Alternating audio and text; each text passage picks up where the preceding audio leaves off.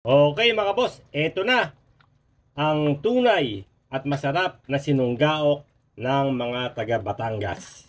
Ribs ng baboy po ang gagamitin ko, pero kalimitan na ginagamit nila ay ulo ng baboy.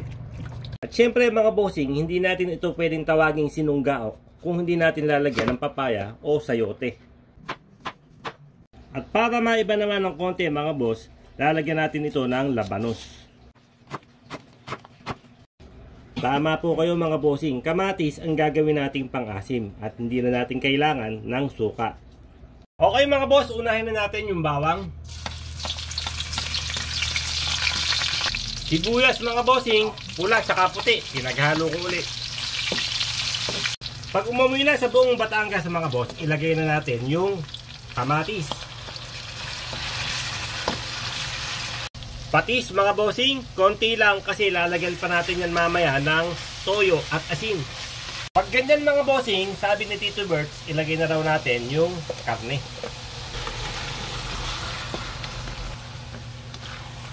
Haluin muna natin ng konti. Paminta mga boss. Bechin mga bossing, para sa mga basher. Pag ganyan mga boss, medyo naiiga na siya, pwede na natin siyang sabawan para palambutin. At dahil madami naman akong nahinging dugo mga boss, sa dugo na natin siya papalambutin. Pasintabi na lang po sa mga kapatid natin na hindi kumakain ng dugo. Okay na muna yan mga bossing. At dahil wala naman tayong nadilihin siyang tanglad mga bossing, luya na lang ang ilalagay natin. Pwede naman. Medyo malambot na yung karne natin mga bossing. Ilalagay na natin yung sayote at labanos. Kadalasang nilalagay dyan mga bossing talaga ay papaya. Wala tayong papaya, nilagyan ko ng sayote. Nilagyan ko na rin ng labanos para maiba naman kahit konti. Magic sarap mga bossing, depende sa inyo.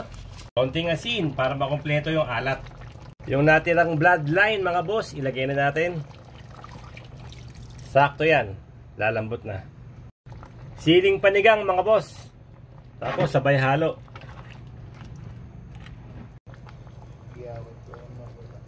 Okay mga boss, eto na ang tunay at masarap na sinunggaok ng mga taga Batangas.